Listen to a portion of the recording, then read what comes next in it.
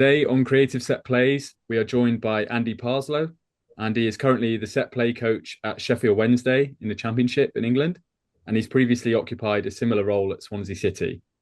Today, Andy is going to talk to us around how he's managed to build a set play culture with the first team players that he's worked with.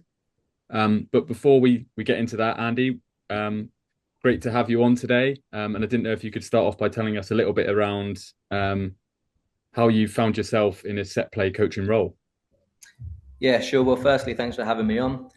In terms of the job role, how it first came up, I was working at AFC Wimbledon in the academy, just a general coach working with the under-14s, and there was a guy in the first team coached the setup called Mark Robinson, who had built the academy himself essentially, and was a bit of a visionary at the club.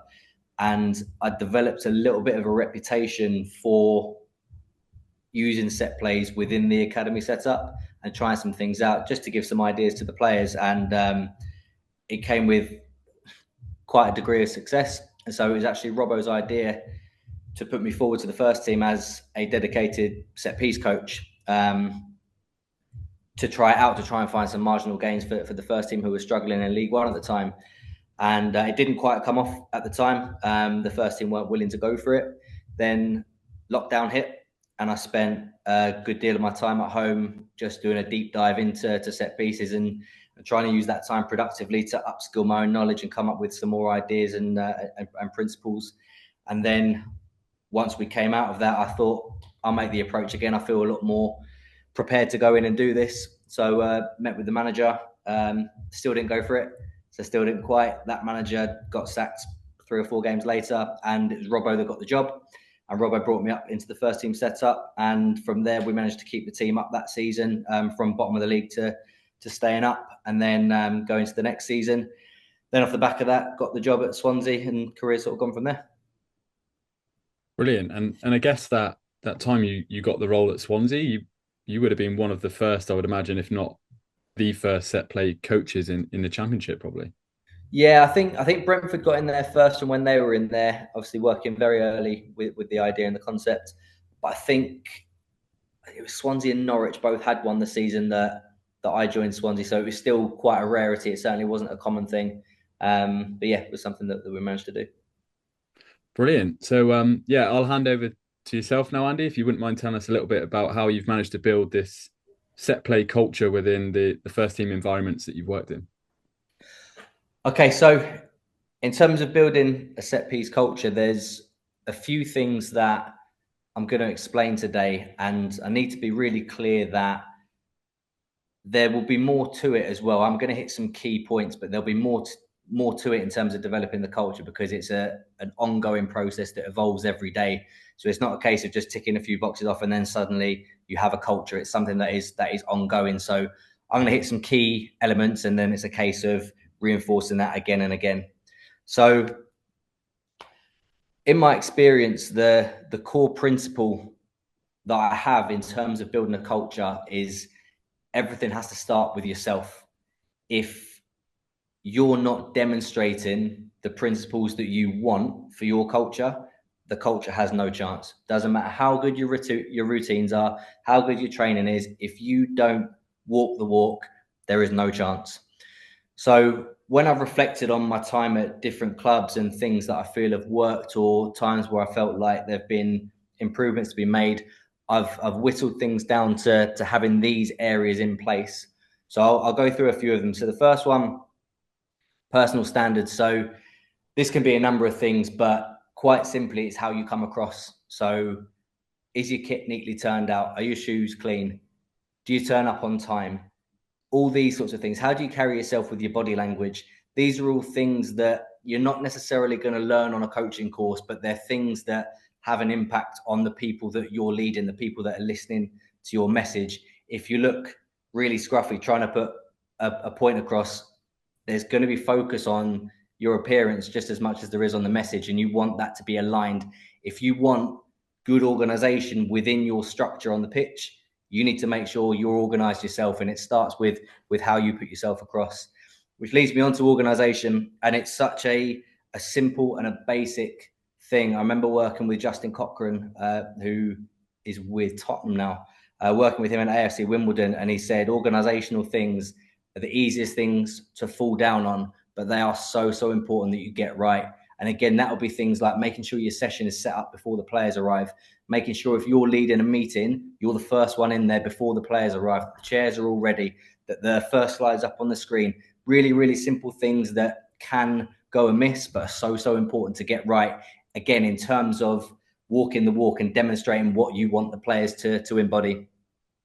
Detailed is fairly obvious. I think if you have a role like this, you need to have a very high level of detail to be able to make a difference on a match day and in training. So that goes without saying. Being authentic is really key. So the players will, even if they don't see through it on day one or day two, if you're trying to pretend to be something that you're not, over the course of a season, those gaps are going to start to appear and you're going to get found out. And when you get found out in terms of your personality not being consistent with who you normally are, then you'll find that the messages become more inconsistent and there's less trust and belief, in what you're saying. So being and remaining authentic is really important and is much easier than it is to try and pretend to be something else. Then being consistent as well ties in with the previous point that I've said. If you're constantly changing what you're asking for, what you're looking for, what you're valuing, it's going to be very hard for the players to have clarity, and it's going to be very hard to sustain success. You might be able to get a few spikes here and there, but to get longevity, you need to remain consistent. Now, this doesn't mean never changing what you do, because if you keep doing the same thing and it's not working again and again and again, it's incredibly naive not to tweak. But it's your key principles and how you are with people that you need to try and remain consistent with. Then being prepared is, I see this as a little bit different to being organized. Being prepared is more in terms of the opposition that you're going to come up against and making sure you have the knowledge around them. It's still different to the detail, because the detail is more the depth of the preparation, so the more intricate details that come as part of it. Being prepared for me is when players have questions about things that you're presenting to them or showing them, you have the answers to those questions ready to go. Being emotionally aware is one that I didn't think of initially. It's something that I learned when I was at Swansea. So at AFC Wimbledon, it was my first gig as a first team coach and as a first team set piece coach, and everything for me was just about the outcome of what I was doing. There wasn't necessarily a bigger picture, so I couldn't understand it when at the end of an 8v8 small-sided game, the losing team didn't really want to do the set pieces after. I couldn't understand it, because in my head it was just, well, no, we've got set pieces now, we need to go ahead and do that. Or I couldn't understand if a player had a really poor game the previous fixture, why he wasn't on it for the next session. And just becoming a little bit more aware of people and where they're at and trying to go and meet them where they're at has definitely helped in terms of developing individual relationships, which have contributed to a culture. And then lastly, on this, being demanding, again, it sort of goes without saying, like being detailed, the standard that you demand is the minimum standard that you're going to get. If you accept low standards, you're not going to get high standards. It's impossible. So making sure you set a bar that you want the players to reach and not being willing to go below that. So again, really important. But as I said, before you get into any detail on how high your defensive line is on a free kick, how many players you have on the ball for an attacking set piece, you always look at yourself first. If you're trying to build a culture, you have to start by embodying the things that you want the players to demonstrate. So that's really important. Yeah, thanks for sharing, Andy. And I guess those principles, they could be applied to obviously not just set plays, but traditional coaching as well. Be interested to hear, how did you sort of come up with all of those different principles that you've spoken about there? Is that something that's evolved over time with the more people that you've worked with? Yeah, definitely. There'll be bits that I've taken from people as well. So if I go back to it, so being organised. So I worked with Steve Cottrell briefly at Forest Green, and he was incredibly organised and incredibly consistent with what he wanted to do. Very demanding as well. So things like that I've learned from other coaches. Russell Martin, incredibly detailed in what he's doing, very emotionally aware as well. Danny Roll, incredibly demanding. You're constantly observing and looking to try and take things you could bring into your own coaching. So I'll take things from other coaches, and I've worked with some very good level coaches, but a lot of it as well, and probably more so, comes from, like for me at least, personal reflection. So I'll think a lot about things that have gone on, things that have been good, things that could have been better, things I was happy with, things I wasn't happy with, and trying to get to the root cause of why those things happen or why they played out a certain way, and trying to reflect and make myself better as a result of that to make sure I'm a higher level in the future. So I'd say it's a constantly evolving process. It's not a case of I've got these as the core ideas and that will be it forever. It's possible that this list will get bigger. In fact, I'd say it's likely that this list will get bigger. But in my experience so far that I've had myself and also learning off others, these would be the key things that I've come up with when I've had to think about it. Brilliant. So for moving on, so the key elements that I'm going to discuss today, one is providing a direction, two will be focusing on people as individuals, and then three is the training element. So the difference between the sessions when you're just giving information to the players for an upcoming game versus the sessions where you're trying to improve the skill set of the players to execute the actions that you want them to do on a match day. So I'll start with the first one. So a direction, if you try to build a culture, and again, this will probably apply to anything, but specifically on set pieces, if you don't know where you're going or what it is that you're asking of them, the type of team you want to develop, is very difficult to build a culture because the players will not know what's being valued and what's expected of them.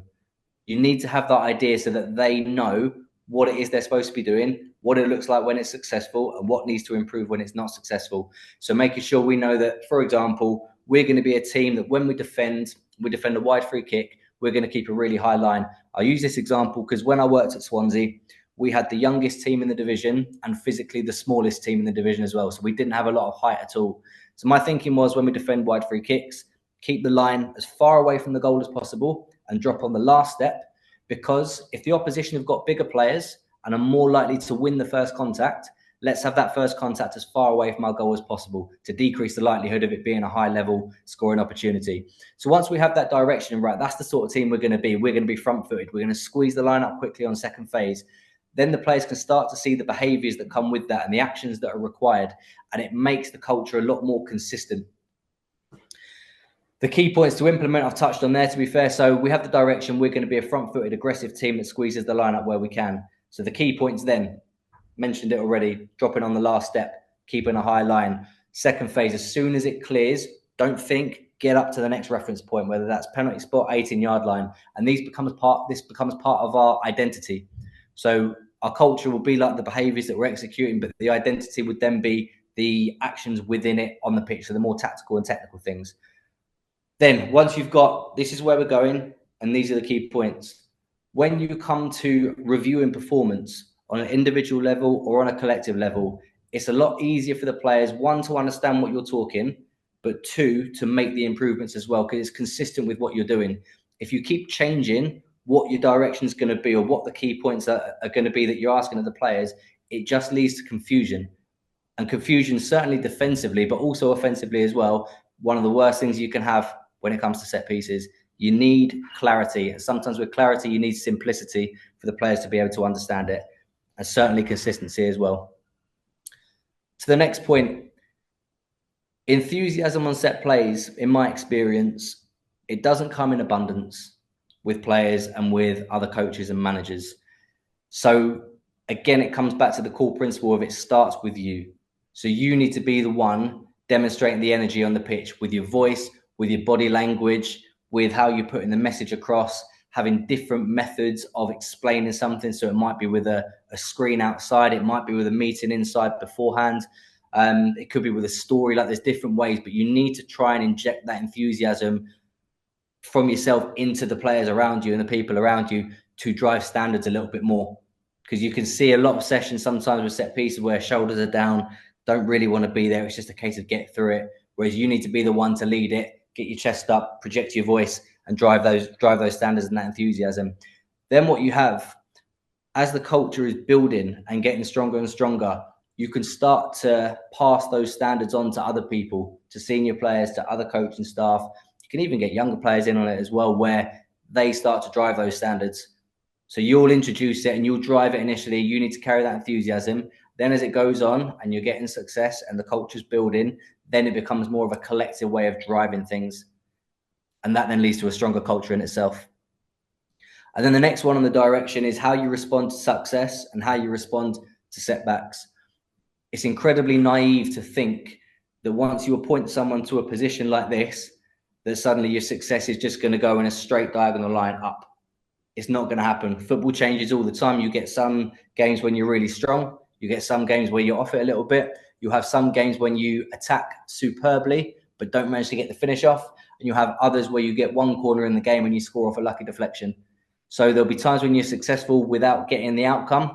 And there'll be some times when you feel like you're defending really well and you concede off of the 14th or 15th corner in the game and it happens. How you then respond to these things that do happen over the course of the season will have a massive influence on your culture. If after the first couple of games, it's not really happening, you rip everything up and start again, it's a bit of a mark against your culture, because it looks as though you don't really have a clear idea of what you're doing. And even if you do have a clear idea on what you're doing, that you don't have full belief in it yourself. So that's a fine balance between what I said earlier about not just sticking with something that isn't working. It's a fine balance between that and adjusting some small things to make sure that you can get the success. Then at the same time, how you respond to success. Is it a case of you just keep going and going and going until it fails? Or do you try and get ahead of the game and try and make tweaks to stay one step ahead of the opposition? For me, it varies, and it's a case of, this comes back to being emotionally aware as well, seeing what the group needs. And every group that I've worked at all the different clubs has been different. Some will grow and grow and grow as they're getting success. And you'll see, so I'll give an example. When we were at Swansea, and Swansea the season before I joined, they'd scored 2 goals from set pieces all season. This is why I was brought in. We then scored, I think it was in September, it might have been October. We scored, I think it was 5 goals that month. So more than doubled their previous season's total in the space of a month. And one of the rules we put in place is when we got a corner during that run, the centre-backs are to walk slowly up to the 18-yard box, up to the opposition penalty box for our corner. And they walk with their chest out, their shoulders swaying, and they look like they've got a real swagger about them. And the reason being, the opposition will have been prepared. This team are good at set pieces. They're good at corners. The more we take our time getting up there, knowing that we're projecting a high level of confidence, it's getting in the minds of the opponents. So in terms of response to success, that's nothing that we've really changed drastically. It's a small tweak to say we're going to do this very slightly differently because we want to have a psychological impact. No change to the routines or anything like that, but a small tweak to try and keep us one step ahead of the game. So it's important you have these different methods to respond.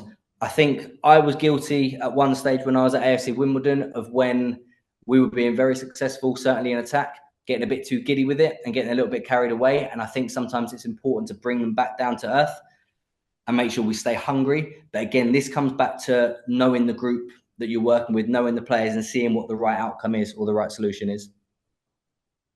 Brilliant. Yeah, fascinating example there from the example from Swansea City. I'd just like to take you back to that very first point, if you don't mind, Andy, in terms of the overriding point about the direction and where we're going, as you phrased it. Is that something, obviously you're talking there in terms of where are you going in terms of set plays. How much would that be linked to the team's open play style of play and potentially a game model? Yeah, I think there has to be links. There has to be a transfer to a certain extent. The times when I've been brought into a club, so at AFC Wimbledon, I was brought in when they were bottom of the league and they needed help. At Swansea, I was brought in when they scored 2 goals in the previous season, as I said. At Sheffield Wednesday, when I was brought in last September, they had the worst defensive record in the country at the time and they hadn't scored a goal all season. This was late September last year. When you're coming into that sort of an environment and a situation, you pretty much get free rein to change it how you want to change it, because you've been brought in to address a very clear problem. When I went in at Swansea, I was very aware I was going to be working with Russell Martin and that particular playing style. So for us to start hanging up deep free kicks and sending the ball into the penalty box from 15 yards inside our halfway line, it wasn't going to happen. So there'd be more quick restarts in terms of the deeper free kicks. And then we also weren't going to have the players to, for example, on a corner, have an in-swinging corner and just have 4 big uns try and cover front, middle and back between them, with the likelihood that, put the odds in our favour, we're probably going to win the header. We didn't have that. So we had to work more specific and intricate scenarios to try and get our best players free into areas to get a free contact towards goal. So there's definitely a a link between certainly what you've got is one of the most important things, the capabilities of the players that you're working with. But secondly, the style, there will definitely be a link. And I think the games where the teams where I've worked on things like throw-ins as well, that's definitely had a link towards the general game model or the general style of play that the manager wants. And would there be regular communication maybe with the head coach and the other coaching staff around ideas you might have? Or is that something you just sort of take the lead on based on what you know about how the team want to play? So I'll always take the lead on it, but there will be collaboration as well. So generally, you'll have an idea, it'll be in its inception stage, and you'll try it out with some players, or you might say to the manager, look, I'm thinking of doing this for this weekend, because sometimes it will depend on the players that you're going to have available for that weekend. So you want to put it to the manager in case he says, that player's not going to be involved this weekend. So you think, okay, so that solution maybe doesn't work for this game. So I think the collaboration is really important. There have been times where I've wanted to share ideas just to get another sounding board, because to just be in your own mind all the time, you can think, but you can also overthink. And sometimes with a fresh pair of eyes or a second brain looking at things, you can get a different perspective and might be something that you haven't already thought about. So I've always thought that in general football coaching at first team level, it's a collaborative process anyway. The coaches will speak with the manager, will speak with each other, and you'll give different opinions. Doesn't necessarily need to be different for set pieces. So if it's my job, if I'm leading it, yeah, I'll take the responsibility for it and I'll take the lead on it. But it can always be open to collaboration and other people's perspectives as well. So I've put a clip in here just to demonstrate what I've been talking about in terms of the culture, but how it aligns with the principles as well. So I'll paint the context of this clip. So this is Swansea in white playing at home against Bristol City in red. It's a big derby game. Outside of Swansea Cardiff, it's Swansea's biggest derby game. We're 2-0 up at this point. It's the 93rd minute. I think there's 94 added. So the game really is done. Swansea, as I mentioned, not the biggest team. You can see that in the line, to be fair. So we kept our defensive line as high as we could, and we drop on the last step. So you'll see here, Bristol lining it up. 3 players currently offside. 3 players looking to make runs. So on the last step, you see we're going contact towards the back. Could be better here in terms of marking. It's the only thing that I would change. But the key thing is key player offside, key player offside, key player offside. So the next thing you look at is the outcome, where the linesman's flag goes up. So they're the principles of last step, high line, keep offside players offside. Then you see the culture now, the players' response. Remember, 2-0 up, the game's done, applauding, high-fiving, getting around each other. The game finished 2-0 30 seconds later. The game was done, but the pride that we took in these moments of the game was representative of the culture that we tried to build. And to be clear, with this team, over the course of the season, we conceded 0 goals off of defending wide free kicks on the first contact. So we kept that line. They pride themselves on it, but it goes back to what I was saying about direction. They needed clarity on what it was they were doing and what was going to be valued. So they knew that success was going on the last step and keeping a high line to keep those players offside. So it was a demonstration of when principles and culture come together. Just on that one, Andy, as well, I think, often you'll see teams change their, maybe more so their open play tactics, sometimes the set play tactics, if late in the game, depending on the scoreline. But you would always prefer your teams to stick to, what you've discussed, what you've worked on, and those key principles, regardless of the situation of the game. I wouldn't say regardless of the situation of the game, because if there's something that's blindingly obvious that we need to change, we'll change it. But the key principles you can see there, and it's a good point that you make with changes having been made and subs coming on. It shows again how clear the demand was for the players, that even the players coming on, they recognise they need to be in this position, they need to drop at this time, and reinforcing it with a positive outcome as well. So having that clarity and that consistency is really important. I wouldn't say it's black or white in that it's always got to be this or it's always got to be that. There's always going to be room for adjustment if necessary. But you wouldn't just change it for anything, because again, that leads to uncertainty, and uncertainty leads to problems, certainly when you're defending. Sure. So if I move on to the individual focus, so this is another key thing for me in terms of building a culture, and it starts with the individual relationships that you build with players. And I think the first thing that you have to bear in mind is that players are people, and they're people that have got their own families. You'll have some younger players who are just trying to break in and establish themselves. You have more senior players that have got young kids and other priorities as well, or players that might be in the final stages of their career and they're thinking about, you know, they're going to get their next contract or what they're going to do after they retire. And you'll get people within the middle. And building a relationship with each one on a personal level, I found to be really important. Because what it does then is it's sort of like a divide and conquer type thing. When you speak to a room collectively, it's hard to make it more personal. But when you speak to people on a one-to-one, you get to know them, you get to know their families, you get to know them, like just a bit about them outside of the game as well. It forms a stronger relationship, which means when you're being demanding with them on the training pitch, or you're asking for things from them on the pitch at the weekend, you're more likely to get a stronger return. This is what I've experienced so far. So building those relationships is really key. Giving players clarity on their requirements is another key thing. And again, individualizing it. The players want to know what is their job. And that might sound incredibly simple, but it's so, so important. The players want to know when they're working on the training pitch or going out on a match day or looking at the set piece sheets, what's my role, what's required of me? Because then they can focus on doing it. And it doesn't need to be much beyond that. So making sure you provide clarity to the individuals to make sure they know what they're doing. Then once they know what they're doing, they know that their job is, for example, front post to defend corners, or if it's an attacking free kick, their job is to fill up the edge for any potential second contact. Once they're clear on that, then it's providing feedback on those things. So things that they've done well, recognizing those moments, and times when they need to do something a little bit better. And especially the roles that aren't obviously visible to everyone watching in the stadium, they're the ones that require more feedback. Anyone can see when a good ball's been put in. Anyone can see when the big centre-back puts a towering header into the back of the net. There's not a huge amount of feedback required on those things. It will be the more subtle things, the decoy runs, the blocks on zones, the second contact positions. They're the things that might require a bit more feedback. It's the same when you defend. In terms of marking, the player that's marking someone that didn't actually get near the ball, but did such a good job of maintaining contact and then keeping eyes on the ball to land on the second ball. Those sorts of things that they don't get noticed. Giving that feedback to the players helps them to repeat the behavior going forwards.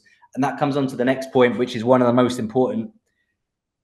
The players understanding that what they do matters, so that there's value placed on their job. It's not just a case of there's your job, off you go. It's a case of demonstrating the importance of what they're bringing to the table. And once you provide that feedback and you show the value, again, they're more likely to repeat the behavior in the future. So I'll show a clip now, which will highlight it. So this is when I was at AFC Wimbledon. We're playing against Oxford at home. So we're in blue, Oxford are in yellow. It's a bit of an old clip now. So the player here inside the 6-yard box for us is Ethan Chislett. He's about 5'9", never headed a ball in his life, really. His job was to block the 6'6" centre-back for Oxford, who's in the zone here, Elliot Moore, massive player. So Ethan's role was to block in front for us to get our target player, Will Nightingale, across into this area to get the contact off an outswing and delivery. So Chiz here, you'll see, now gets in front, and there's a lot going on. Hopefully it's clear that we've seen him just get in front. Will Nightingale scores the header. But this is the key thing I want to show now. So you watch Ethan in front of the zone. So he's there. Now watch his celebration when the goal goes in. So this is Ethan now, running off to the crowd. Goal scorer's over here, by the way. Ethan's running off to celebrate to the crowd because he knows the goal does not happen without what he's just done. So he recognises by dropping in front of the zone like that, we get the header, off he goes. That puts us 2-1 up, by the way, that goal. Recognising the value of a job that no one else in the stadium has seen. So none of these guys celebrating behind the goal. They don't know why Ethan's celebrating with them. They haven't seen what he's just done. But he knows that without his action, that goal doesn't happen. And again, placing the value for each individual and what their role is, again, will contribute to a much stronger culture. When you've got that with all the individuals within your squad, so the key target players, the blockers, the decoy runners, deliverers, whatever, edge players, the players providing security, when you're providing that value, you get a little bit more out of each one, which contributes much more to an overall strong culture. Yeah, it's a really good point you make, Andy. And something I often like seeing is looking at the reactions when set plays has been successful. I think sometimes set plays, or often set plays, are labelled as maybe boring, not not particularly engaging for players. But when you actually see success from a clearly works, particularly like an attacking set play, the reaction of the players is almost unlike any other compared to open play, because they all know that that's a clear routine that they've worked on and they've all played their part. Yeah, the players love it when they come off. They love it when it comes off. You always see that. So the last point that I've got, or the last area I want to cover is training. And I mentioned earlier the difference between a training session where you're going to just provide information. This is the detail for the weekend. This is what you need to do, versus sessions where you're going to try and improve the player's capabilities. So what I've got here is just a list of some of the training types that we look to execute at different times. So your general one is the whole team, match day -1, starting 11 against subs and rest of the squad, where you're just working through what the opposition are going to do, how you're going to try and stop them, how the opposition are going to set up, how you're going to try and beat them. So really, really simple type of training session. Then you get 11v11 sessions where you'll incorporate set pieces within to the wider 11v11 practice. These are good ones for getting more of the organic setups of people having to go up to the 18-yard box to get into position, to the walk up to the penalty area, the opportunity to play quickly if you're going to do a quick free kick or even a quick corner, for example. With the 11v11 as well, you get much more natural second phases and beyond, which is such a massive part of set pieces that for me often get overlooked. So when you do the match day -1 session, ball comes in, gets headed out or whatever, quite often the practice then will just drop because the routine's been done and you don't get that natural second phase. But that's not what happens on a Saturday. And you can demand it and demand it and demand it, and you'll get a short-term reaction to players being a bit more on it on the second phase in those sessions, but it's not really sustained. When it's in 11v11, well, the game carries on anyway. So you get those situations naturally, which gives a better time to try and work on your principles around second phases. Then you look at, as another example, small group connected actions. So this might be, for example, we're going to work on a throw-in and we need, let's say, for example, we're playing a 4-3-3 with a single pivot and 2 8s. Those 3 players plus the taker working on a rotation or a block and how their movements integrate to free up someone to execute the throw. So we'll work on those guys together, or sometimes we'll add another midfield 3 to play against them to make it a bit more real. Then we'll look at individual opposed work. So I'll give an example. Last week, before we played our fixture, we had a player that was going to be man marking that weekend, and he was man marking against an opponent that always looked to get across the front on their corners. He needed to practice marking against that. We also had an attacker who that weekend, when we attacked, was going to look to get across the front. So we were able to pair them against each other and put some deliveries in, and they can both work on what they're going to need to do that weekend. So we do some where the attacker's going to do the movements of the opposition attacker, and some where he'll do our movements. Then the defender will defend against the opposition movements, but also have to defend against our movements. You just get a good level of repetition of those actions they're going to need to do at the weekend. Then technical unopposed work. Quite often this would be with takers, so hitting deliveries into certain areas, but also it can be with individual players. It can be with small groups as well, where you work on an attacking routine. And unopposed stuff is really good for working on timing. So although you don't necessarily get the contact or the dismarking or anything like that, you can work on your timing to arrive in the right area with the right delivery type to increase the likelihood of that routine coming off. Because I see it quite regularly, to be fair, where a routine is executed, but everyone has arrived too early. And by arriving too early, they've lost all the momentum in their runs. They're trying to attack the ball with a standing jump rather than coming onto the ball. So it's a good opportunity working unopposed to try and fine-tune those skills. And then away from the pitch in the analysis room, working with individuals, which I touched on beforehand as part of like your individual development. Work with, small groups. So we might do small group analysis where we take, for example, the zonal players when we're defending corners, or we might take the man markers and we'll look through a few key clips from previous games and look at trends that are developing, things we're doing well, things we need to be mindful of as well. So we can find other ways, because you don't get a huge amount of time, certainly in the Championship, to train during the week. So you can sometimes borrow some time here and there in the analysis room or at hotels when we go away. And then you've got your whole team analysis, which typically will be either a preview of an upcoming opponent or a review of a previous game or a couple of previous games, where everyone's there together and you're trying to hit some key themes to showcase improvement there as well. So there's a few different ways in which we'll try and train. And again, what you pick will depend on what type of week it is. So whether you're Saturday, Tuesday or Saturday, Saturday, it will also depend on how many minutes certain players have played, what they need, because you might have some that are off feet or need to go in early or whatever. So it's always about trying to find the right gaps in the week to try and get that work in where you can. So again, it's never a case of on Monday we do this, on Tuesday we do this, on Wednesday we do this. It depends on the week and the requirements of the group at the time. So again, like with everything else I've said on the culture, it's a constantly evolving process, and you have to keep on analysing it and seeing what the right thing is to try and do. Brilliant. And yeah, I think that's just a really good example of how things have moved on in terms of set play coaching. I think, that game day -1 was traditionally where teams would cram in any set play work they were doing throughout the week. But yeah, great to hear about all the different ways that you incorporate the set play coaching aspect into the working week. But yeah, fascinating to hear about all of those things you've spoken about, Andy. Guess one question I have for you is, what are the major challenges you still face, even though you're doing all this great work? The schedule is a challenge, but it's the same for everyone. But the schedule is a challenge. And to be fair, everything that I just explained is a response to the challenge. So recognizing that you're going to be stuck for time and the game is bigger than just set pieces. So the manager has all the phases of the game that he wants to work on as well. And because the set pieces is my area, it doesn't get the thinking time for the manager that you would necessarily want, because it's not on his radar, because he doesn't take care of it. I take care of it. So it's having to sort of be a little bit annoying sometimes and just constantly remind, we need to do this, we need to do this, we need to do this.